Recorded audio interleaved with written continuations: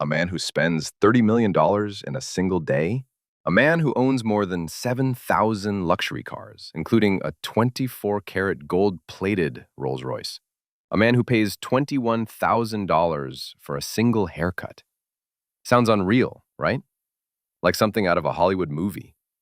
But this isn't fiction. This is the true story of Sultan Hassanal Bolkiah, the King of Brunei, a man whose wealth and lifestyle push the boundaries of what most of us can even imagine. Welcome back to another video of SG Facts. Sultan Hassanal Bolkiah is often cited as having a net worth of around $30 billion. But here's the twist. No one actually knows his real net worth. Some say it's far more, hidden in oil revenues and secret investments.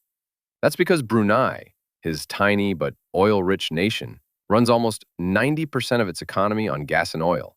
In other words, his fortune is literally pumping out of the ground beneath his feet. Think about that for a second. While you and I worry about paying bills or saving for a car, this man earns millions simply by owning the land his palace stands on. And it makes you wonder, how much power should one person really have? But hey, let's park that thought. The Sultan of Brunei has the largest private car collection in the entire world. Over 7,000 cars, worth more than $5 billion. Inside his garages, you'll find around 600 Rolls Royces, countless Ferraris, and even one-of-a-kind vehicles like the Bentley Dominator, the Bugatti EB110, and the legendary McLaren F1. And the crown jewel? A 24-karat gold-plated Rolls Royce silver spur. Yes, an entire car shimmering in pure gold. Now, here's a twist most people don't know. Many of these cars were actually bought by his brother, Prince Geoffrey Bolkiah. But after a huge financial scandal, where billions mysteriously disappeared, the Sultan ended up with the collection.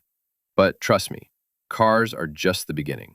Because when it comes to celebrating birthdays, the Sultan doesn't just throw a party. He throws an entire nation into celebration. In 1996, the Sultan celebrated his 50th birthday. The price tag? About $30 million in just one day. He reportedly paid Michael Jackson $18 million to perform privately at his celebration. Imagine that, your personal Spotify playlist, except it's the king of pop himself singing live, just for you. The entire country was given a 2-week holiday. A brand new stadium was built just for the occasion. And when 60,000 royal guests attended, each one walked away with a real gold medal. Can you even imagine that? But if you think that's extravagant, wait until you hear about his palace. Back in 1984, the Sultan spent around $15 million constructing his palace. At the time, roughly the same cost as building the Burj Khalifa, the tallest building in the world. This palace is so enormous, the Sultan uses electric golf carts just to move from one side to another. Forget home gyms or swimming pools. This place is practically its own city. But his wealth doesn't just stay on land. Because when the Sultan takes to the skies, luxury goes to a whole new level.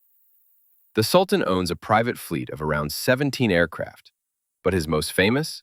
A Boeing 747-400, plated with gold. The plane itself was worth about $400 million, and he spent another $120 million on the interior alone. Think marble bathrooms, gold fittings, and pure luxury at 30,000 feet. And, in case you're wondering how generous he can be, he once gifted his daughter a private jet for her birthday. Yes, while most parents give cars or jewelry, he hands over a full-size airplane with a bow on top. And speaking of birthdays, there's another gift the Sultan seems to enjoy: his haircuts. It's said he flew his barber all the way from London to Brunei, just for a single haircut, costing him $21,000. Let that sink in. Meanwhile, I'm out here asking for a $5 student discount at the local barbershop. Now here's where the story takes an interesting turn. Despite this jaw-dropping luxury, Brunei actually offers its citizens free education and free healthcare. The oil pays for it all. But the question remains, when one man lives with palaces of gold, fleets of jets, and cars that could fill a city, does this wealth really belong to him, or to the people of Brunei? It's a question that sparks debate even today. To truly understand Brunei's wealth, you need to know its history. During World War II, Japan captured Brunei because of its oil reserves. But later, with British help, Brunei was taken back. Since then, oil has been both the nation's fortune and its vulnerability, and the Sultan sits at the very heart of it all, wealthy beyond imagination. If you're loving this ride through the unbelievable life of the Sultan of Brunei, make sure to hit that subscribe button right now, because we're just scratching the surface, and trust me, the finale will blow your mind. So, what do we make of all this? On one hand, it's fascinating. The Sultan of Brunei lives in a world so different from ours, it almost feels like fantasy. On the other hand, it raises tough questions about inequality, excess, and power. Is he a benevolent ruler who provides for his people, or simply a man who represents extreme wealth in a fragile world? And here's the biggest cliffhanger of all.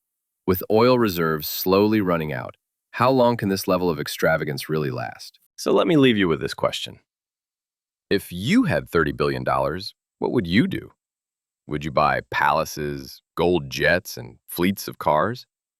Or would you use it to change the world? The story of Sultan Hassanal Bolkiah isn't just about one man's luxury. It's about what happens when unimaginable wealth meets absolute power. Thanks for watching. And if you're curious to explore more jaw-dropping stories, click right here on the screen and continue your journey with me. Until next time, stay curious and stay tuned. Bye-bye.